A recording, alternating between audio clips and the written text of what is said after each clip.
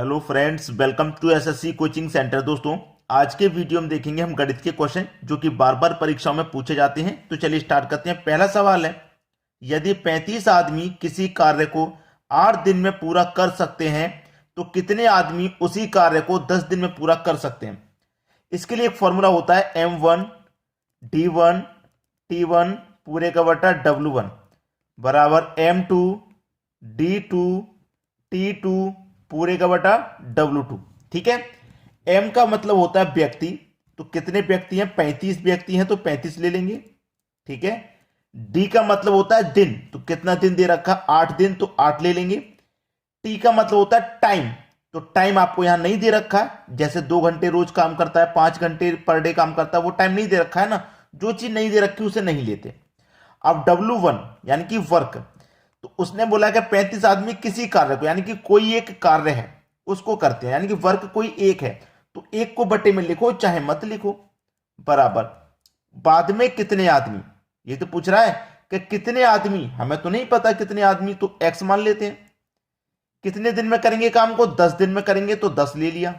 अब इसी को सॉल्व कर लेना, बस आपका आंसर आ गया। चलिए, 5 से कटेगा ये 2 बार में, और 5 से कटेगा ये 7 बार में। ठीक है।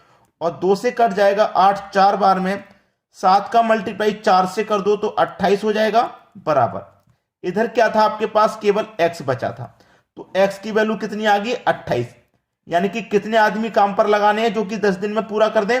28 आदमी हमको कार्य पर लगाने हैं। यानी कि बी ऑप्शन प्रश्न का बिल्कुल सही जवाब हो गया। अब देखेंगे अगला सवाल। अगला सवाल है, 36 मिनट एक दिन का कितना प्रतिशत है? एसएससी 2018 में पूछा गया क्वेश्चन। उसने बोला है कि 36 मिनट एक दिन का, एक दिन का मतलब 24 घंटे का, क्योंकि एक दिन में 24 घंटे होते हैं, तो 24 घंटे का कितना प्रतिशत है। ठीक है। अब देखिएगा, ये दे रखा है आपके पास मिनट में, और ये दे रखा है घंटे में, तो इसको भी आप मिनट में कन्वर्ट करेंगे तो 60 से मल्टीप्लाई करेंगे, और प्रतिशत में पूछ रहा है तो 100 से मल्टीप्लाई कर देंगे। पूरे का मल्टीप्लाई 100 से कर देंगे जब प्रतिशत में पूछेगा तो। अब इसको कटा लेना है, आपका आंसर आ जाएगा। चलिए, 12 दूनी का 24 और 12 त्रिक का ये 36 कट जाएगा। ठीक है। अब यहां पे मैं 1 0 से 1 0 आसानी से कटा सकता हूं। ठीक है। अब देखिए, 3 से 6 कट जाएगा 2 बार में, कट गया। 2 2 का मल्टीप्लाई 4 हो जाएगा। अब 4 से क्या करेंगे? 10 को कटाना है, तो 4 दूनी का 8 कट जाएगा, 2 बचेगा, 2 में तो जाएगा नहीं, दशमलव लग जाएगा, तो कितना हो जाएगा? 20, 4 पंजे 20, यानी कि 2.5%। ये आपके सवाल का बिल्कुल सही जवाब है। 2.5%, बी ऑप्शन बिल्कुल सही जवाब हो गया। आ गया सभी को समझ में? अब देखेंगे अगला सवाल। अगला सवाल है, एक विवाह समारोह में 32% महिलाएं हैं, 54% पुरुष हैं और 196 बच्चे हैं, तो उस विवाह समारोह में पुरुषों की संख्या कितनी है? देखिएगा, उसने बोला है कि 32% महिलाएं हैं और 54% पुरुष हैं, दोनों मिला के कितना हो गया? 32 और 54 86% हो गया दोनों मिलाकर के। और जबकि अपने आप में कितना होना चाहिए? 100% होता है। भाई, कोई विवाह समारोह हो, कोई कार्यालय हो, कुछ भी हो, जितने भी उसमें होंगे महिला पुरुष बच्चे जो भी होंगे, अपने आप में 100%। अब जिसमें से 86% हो गए महिला और पुरुष दोनों मिलाकर के, तो देखिए 100 में से 86% जब ये हो गए तो बचे कितने? 14%। तो इसका मतलब जो 14% बचे हैं वो बच्चे हैं, क्योंकि ये 32% महिला हो गई, 54% पुरुष हो गए, दोनों मिला के 86। 100 में से 86 तो महिला और पुरुष का हो गया, बचा 14, तो इसका मतलब 14% बच्चे हैं। और गिनती में कितने हैं बच्चे? रियल में 196, यानी कि 14% की वैल्यू 196 है, तो यहां से हम 100% की वैल्यू निकाल सकते हैं। कैसे? 196 में 14 से डिवाइड कर दो, और 100% का मान निकालने के लिए 100 से मल्टीप्लाई कर दो, तो 14 से 196 14 बार में ही कट जाएगा, और 14 का मल्टीप्लाई 100 से कर देंगे तो 1400 निकल के आ जाएगा। यानी कि 100% की वैल्यू हमने निकाल ली है, 1400 है। अब इसमें से 32% महिलाएं हैं, 54% पुरुष हैं, जिसका भी पूछा जाए उसका निकाल लो। आपसे पूछा है विवाह समारोह में पुरुषों की संख्या, तो हमारे पास पुरुष कितनी है भाई? 54%, तो 1400 का 54% निकाल लो। 54% का मतलब बटे में 100, तो 2 जीरो से आपके 2 जीरो कट जाएंगे, 14 का मल्टीप्लाई 54 से कर दो, 14 चौके 56 का 6, कैरी का 5, 14 पंजे 70, 70 में कैरी का 5 जोड़ देंगे तो 75, यानी कि 756। पुरुष कितनी है? 756, यानी कि पहला ही ऑप्शन आपका बिल्कुल सही जवाब हो गया। क्लियर है सभी को? अब देखते हैं अगला सवाल। अगला सवाल है, किसी संख्या के 20% वर्धित मान और संख्या के 25% हर्षित मान में अंतर 36 है, तो वह संख्या क्या है? देखिएगा, बहुत अच्छा सवाल है। दोनों का अंतर कितना है? 36 है।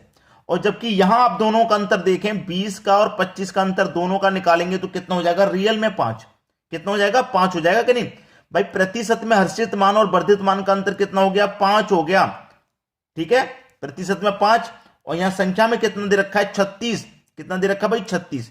तो 36 यानी कि हमारे पास वर्धित मान और हर्षित मान का अंतर कितना है? 36 लिख लिया।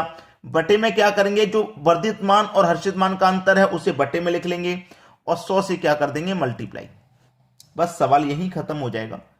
5 से कटा दूंगा मैं 100 को तो ये 20 बार में कट जाएगा। कट गया।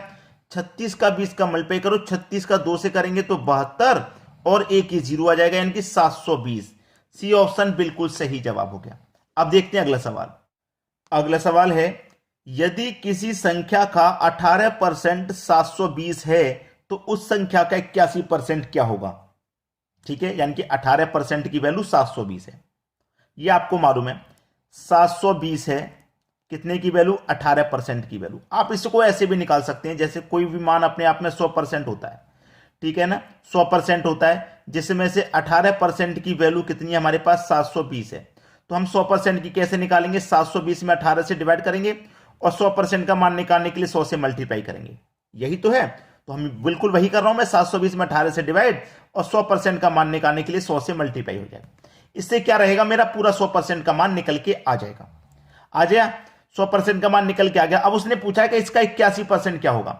अब मेरे पास दो तरीके हैं, पहले तो मैं यहां पे सॉल्व करके 100% निकाल लूं, फिर उसका 81% निकालूं, ठीक है? या फिर मैं डायरेक्ट, मुझे पता है कि ये मेरा 100% का मान है, तो डायरेक्ट यहीं पे 81% निकाल लेता हूं।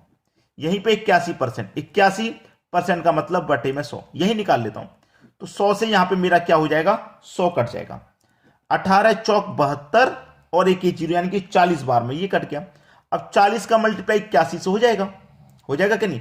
पहले तो ये जीरो आ जाएगा लास्ट में, 4 एकम 4 और 4 अट्ठे 32, यानी कि 32 40 सवाल का सही जवाब हो जाएगा 32 40। सी ऑप्शन बिल्कुल सही। और ये प्रश्न एसएससी 2017 का पूछा गया है। अच्छा सवाल है। अब देखते हैं अगला सवाल। अगला सवाल है, यदि 10 वस्तुओं का क्रय मूल्य 8 वस्तुओं के विक्रय मूल्य के बराबर है तो शेष वस्तुओं को बेचने पर उसे कितने प्रतिशत लाभ या हानि होगा? ऐसा सवाल कभी भी आ जाए, कहते हैं ना कि नाम बड़े और दर्शन छोटे, वही वाली बात है कि सवाल बड़ा आंसर छोटा। 10 वस्तुओं का क्रय मूल्य 8 वस्तुओं के विक्रय मूल्य के बराबर है, यानी कि जितने में हमने 10 खरीदी उतने में 8 बेच दी, तो फायदा कितना हुआ हमें? 2 का। कितने पर हुआ? 8 बेचने पर हमें फायदा हुआ था 2 का। क्या करेंगे? 100 से मल्टीप्लाई कर दो, खत्म। 2 से कट गया 4 बार में, 4 से 100 कट गया 25 बार में, यानी कि 25% का हमको लाभ हो जाएगा।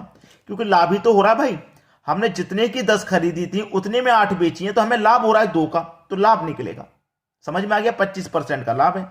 बी ऑप्शन सही जवाब। बी नहीं दोस्तों, सी ऑप्शन में दे रखा है 25% का लाभ, तो सी ऑप्शन आपका सही जवाब हो जाएगा। बी में तो 25% और यहां भी 25 है, तो मुझे यहां 25 दिखाता तो मैंने यही सही कर दिया, लेकिन ये हानि है और ये लाभ है, यानी कि सी ऑप्शन बिल्कुल सही जवाब है, बी ऑप्शन नहीं। चलिए अब देखते हैं अगला सवाल। अगला सवाल है 2016 में पूछा गया एसएससी में। इसके लिए मैं आपको एक ऐसा ट्रिक बताऊंगा जिसके लिए पेन और पेपर की जरूरत आपको कभी नहीं पड़ेगी।